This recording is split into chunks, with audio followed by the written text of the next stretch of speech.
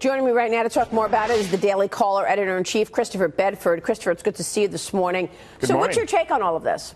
Well, I'm cautiously optimistic that the DOJ has done anything at all in response to the president's tweets, but not just the president's tweets, in response to all the things that we've learned about this investigation possibly having begun or spying having begun before a counterintelligence investigation.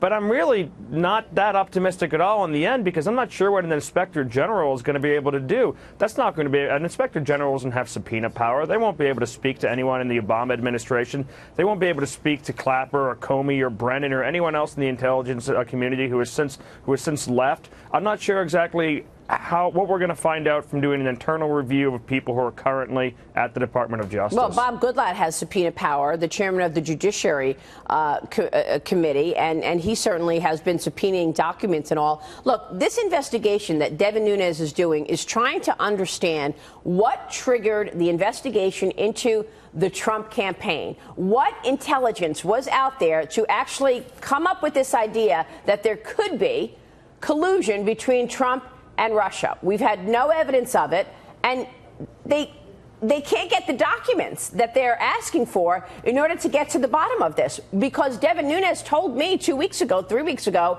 that there was actually no official intelligence used to launch such a campaign, Steve Forbes. No, it is outrageous. Even J. Edgar Hoover, in his heyday of abuse, never did something like that, put spies in a political campaign. And the fact that Brennan and Clapper are behaving the way they are, not trying to turn over documents, you know they're good. There's a huge cover-up. Yeah. And it goes right to their ultimate boss, President Trump's predecessor. President Obama. You bet. So you think he was calling the shots here? I think he knew what was going on. Yeah, and John Brennan, Chris, this is incredible. I've got to get your take on this. John Brennan is now threatening Paul Ryan and Mitch McConnell. The former CIA director weighed in on the DOJ's review of the FBI campaign infiltration, taking aim at GOP leaders Senator Mitch McConnell and Speaker of the House Paul Ryan. Look at this tweet that Brennan put out this morning. Senator McConnell and Speaker Ryan, if Mr. Trump continues along this disastrous path, you will bear major responsibility for the harm done to our democracy. You do a great disservice to our nation and the Republican Party if you continue to enable Mr. Trump's self-serving actions. Your take on this? Brennan's not doing himself any services talking out like this. Brennan's somebody who should be also careful about what's going on in his own house. We know that Brennan told Congress when Congress was trying to investigate exactly what started this counterintelligence investigation, for example, that the Steele dossier had nothing to do with it. He was, of course, said that some of his associates said that that was incorrect. It actually had been used. And then Senator Harry Reid, who was then at the time in office, said that when Brennan was briefing him on possible Russian collusion, he took that as a signal that Brennan wanted this information leaked to the press. And once there were briefings going on about this ridiculous dossier, then places in the press where it was leaked to, places like BuzzFeed, said, well, now that there have been briefings at high levels, we've got a reason to leak this now and damage President Donald Trump.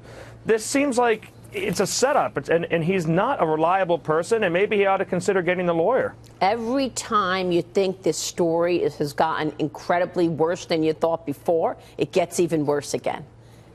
It's incredible. Well, and Christopher, to lay out what we found out in the last few weeks, in part because of Kimberly Strassel's reporting at the Wall Street Journal, is this FBI informant. It's very obvious to many who this individual is, who set up meetings with Carter Page, George Papadopoulos, and Sam Clovis during the 2016 campaign. Again, it raises the question of, when was this FBI counterintelligence investigation opened?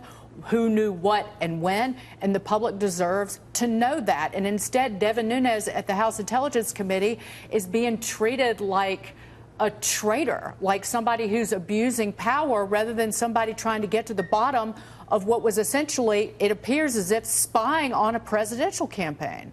And we mentioned Stephen Halper's name as a potential person who could be this mystery guy on this show just, I think, 2 weeks ago now. That's right. And he came on. He was in contact with 3 members of the Trump campaign, talking with all of them. He only actually raised the suspicions that we've been able to find with Papadopoulos, because he came out of nowhere, it seemed, according to Papadopoulos, for someone familiar with his thinking. he came out of nowhere asking about the Russian collusion and the Russian emails and if they had anything to do with anything. And at that point, Papadopoulos pulled back. But this person got in touch with Carter Page right after he gave a talk on Russian relations. He got in touch with Papadopoulos, reaching out. And if he was funneling information back and using his connections to MI6, his former CIA connections, a former U.S. government employee, this is spying on U.S. citizens, and people like Brennan don't have a good reputation for spying on U.S. citizens and then lying about it already. Christopher, where is Sessions on this? The Attorney General, is he?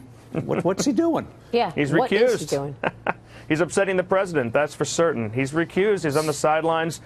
Somebody earlier called him absent without leave because the president is obviously annoyed at his absence on this situation. But maybe there ought to be some movement for Attorney General Jeff Sessions. And here's something I've noticed about him and his long career in the Senate, is you can always count on Sessions to do the right thing eventually. It just takes a little bit of time with the gentleman. I think that's awfully generous. I'm fascinated, though, by the fact that they are not using the word spy. They're making a really big deal about calling him an informant, not a spy. Yeah, like Jim Comey and his so-called leak.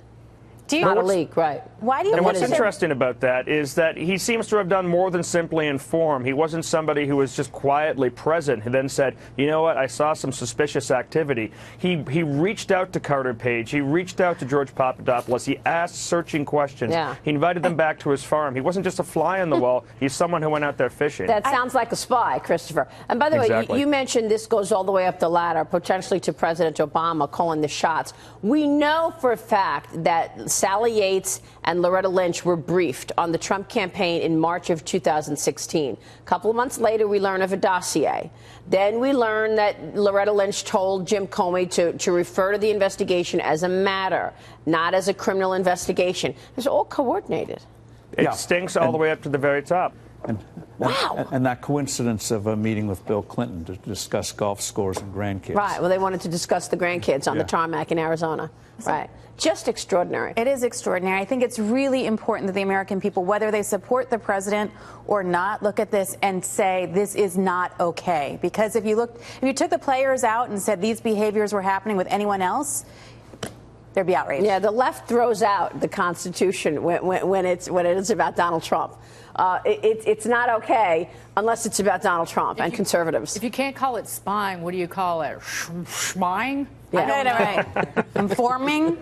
What is that? Christopher, more will be revealed. We will see, and we'll be watching.